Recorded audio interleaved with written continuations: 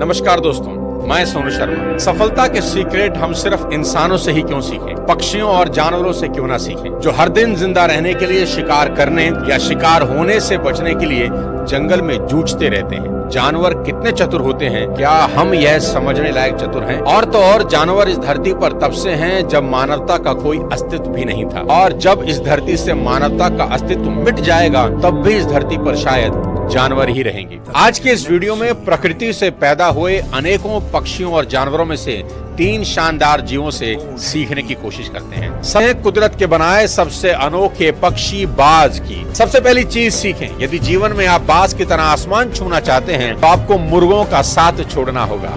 एक शानदार कहानी से समझते हैं। मुर्गी पालने वाले को एक रोज बाज का एक अंडा मिला और उसने इसे मुर्गियों के दड़बे में रख दिया। समय बीतने पर बाज का बच्चा भी मुर्गी के बच्चों के साथ पलने लगा और खुद को इन्हीं की तरह मुर्गा समझने लगा। मुर्गे केवल कुछ ही दूर तक उड़ पाते हैं, इसलिए उस बाज ने भी कुछ ही दूर तक उड़ना सीख लिया।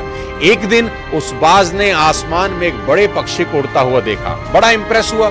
उसने आसपास की मुर्गियों से पूछा, वह कौन है? तो मुर्गियों ने जवाब दिया, वह बाज है, पक्षियों का राजा है, आसमान में रहता है, हम तो जमीन पर रहते हैं क्योंकि हम तो बस मुर्गे हैं। उनकी बात सुनकर वह बाज पूरी जिंदगी मुर्गे की तरह जिया और मुर्गे की तरह ही मर गया, क्योंकि जीवन भर वह खुद को मुर्गा ही समझता रहा। साथियों, ये कहानी बहुत ऑर्डिनरी है, लेकिन इसमें गहरी सीख है।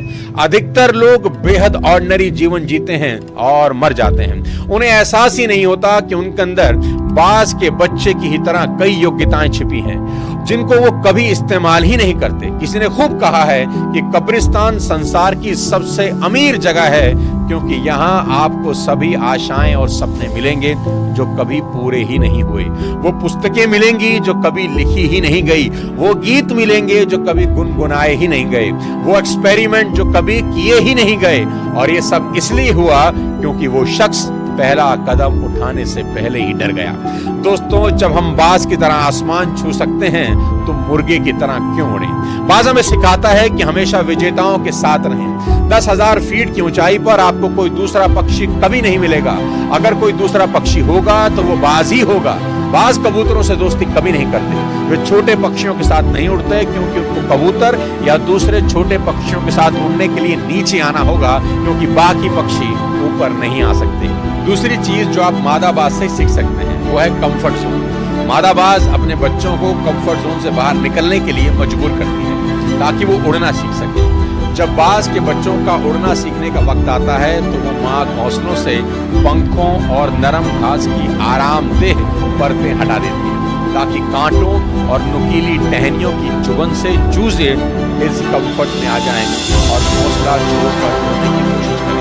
अगर चूजे फिर भी घोंसला नहीं छोड़ते तो माँ उन्हें घोंसलों से नीचे गिरा देती है और ऐसा बार बार करती है ताकि वो उड़ना सीख जाए।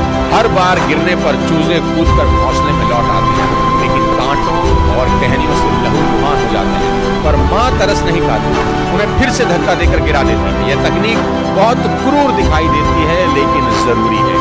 अगर माँ ऐसा ना करे तो बच्चे कभी उड़ना नहीं सीख पाएंगे और दूसरे जानवर उन्हें अपना शिकार बना लेंगे। इसी कठोर ट्रेनिंग की वजह से चूजे एक दिन उड़ना सीख लेते हैं। बाज सिखाता है कि अगर ऊंचा उड़ना है तो इंसान को भी अपने कंफर्ट जोन से बाहर आना ही होगा। और दिल दहला देने वाली चीज जो बाज हमको सिखा देता है वो ये कि बाज जब बूढ़ा हो जाता है तो उसके नाखून, उसकी चोंच कमजोर हो जाते हैं। उसके पंखों में इतनी ताकत नहीं होती कि वो उस ऊंचाई पर उड़ सकें जिस ऊंचाई का वो आदी था। ऐसे वक्त में कोई भी नियति को स्वीकार करके मरने का इंतजार करता, पर बाज ऐसा नहीं करते। बाज नियति को स्वीकार करने के बजाय नियति को बदलने के लिए ऊंचे पहाड़ों में चले जाते हैं और अपनी टूटी हुई चोंच से एक एक करके अपने सारे पंख नोचकर तब तक फेंकता है जब तक उसके बदन से आखिरी कमजोर पंख न निकल जाए।